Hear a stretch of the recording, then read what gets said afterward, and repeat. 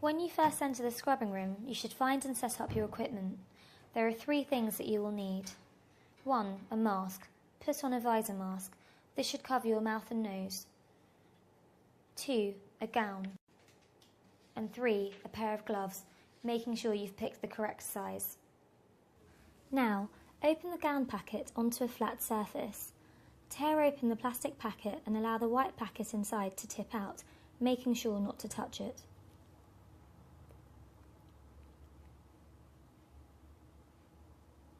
Open each corner of this white packet in turn, extending the edges to ensure they don't refold. This should reveal its contents. This is now your sterile field.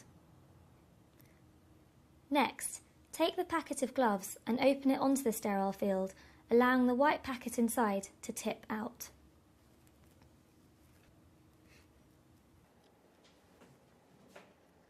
Take a scrubbing brush. As you can see, there is a brush on one side and a sponge on the other. There is also a nail pick in this container. Open the packet and leave the brush resting in its container by the sink. There are 8 steps to scrubbing in. 1. Washing your hands and forearms for the first time. Turn on the taps.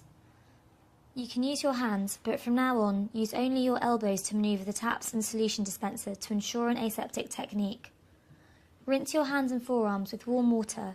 Then, using 3 doses of scrub solution, wash thoroughly from fingertips to elbows for 1 minute.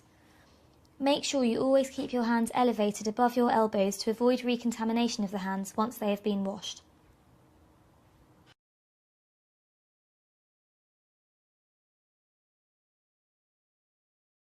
Two, cleaning your nails. Firstly, lather your hands and forearms with scrubbing solution.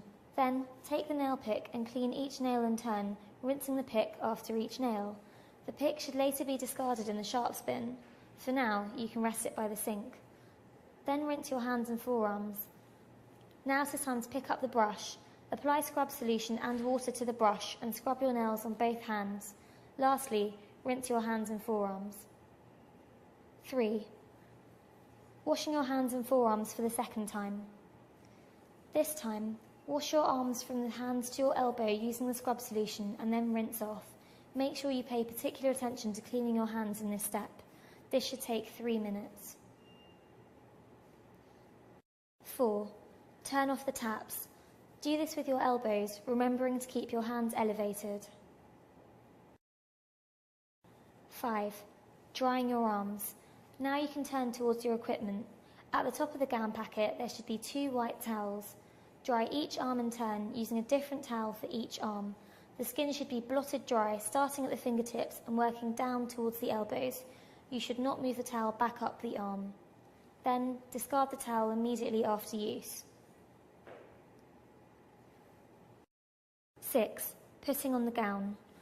The gown should now be visible in the packet. You should be able to see 2 pockets on either side of the gown. Slide your hands into these pockets and raise and abduct your arms. This should slide your arms into the sleeves of the gown and open it up around you. Do not allow your hands to come out of the sleeves at this point. They should remain in the cuffs. When doing this step, make sure you're in an open space so that the gown does not come into contact with any surrounding objects. A circulating person will assist you with securing your gown by tying up the back. 7. Putting on the gloves. In your sterile field, open the 2 sides of the gloves packet, extending the edges to ensure they don't refold. Each glove will be labelled with left or right. With your hand still in the cuffs of your gown, take the left glove and place it on the left cuff. Your left hand should be facing palm side up in the cuff. The fingers of the glove should be facing towards you. Through the sleeve, grasp the cuff of the glove, draw it over your sleeve using the other hand. Now manoeuvre your hand into the glove. The white part of your sleeve should remain on the inside of the glove. Do the same with your other hand. Never allow your bare hands to come in contact with the gloves or the outside of the gown. 8. Securing the gown. You will find a card on your waist which you should now hand to the circulating person. Make sure you are holding the blue side and offer them the white side. They will hold this card as you turn 360 degrees. Then pull on the strap attached to the card and tie onto your gown. Well done! You are now scrubbed in. You will be able to touch anything in the sterile field. This includes the preps and drapes part of the patient and anything that is covered in a blue or green fabric. To remove the gown, pull on the front and remove the gown with the gloves still attached, folding it in on itself. Dispose of it in a clinical waste bin. Wash your hands immediately afterwards. Now let's talk about some do's and don'ts to consider when scrubbing in.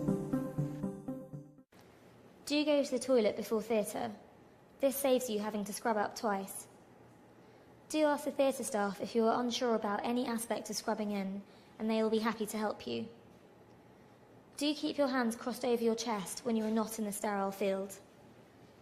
Do tell a member of the theatre staff immediately if you think you have come into contact with anything which is not in the sterile field. They will advise you accordingly. Don't rush the scrubbing procedure because you are afraid of being late.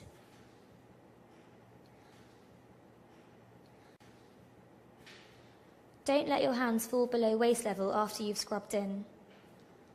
Don't touch your head or face during surgery. If you have an itchy nose or your mask is uncomfortable, ask another member of the theatre team to help you. Don't scrub in if you have an open cut in your hands. It is best to ask a member of the team what to do in this situation. To summarise, this video has outlined the importance of maintaining an aseptic technique when scrubbing up into theatre. We have demonstrated the 8 steps of how to scrub in and covered key do and don't points to remember. The best way to become familiar with scrubbing up is to practice it as much as possible. Thank you for watching.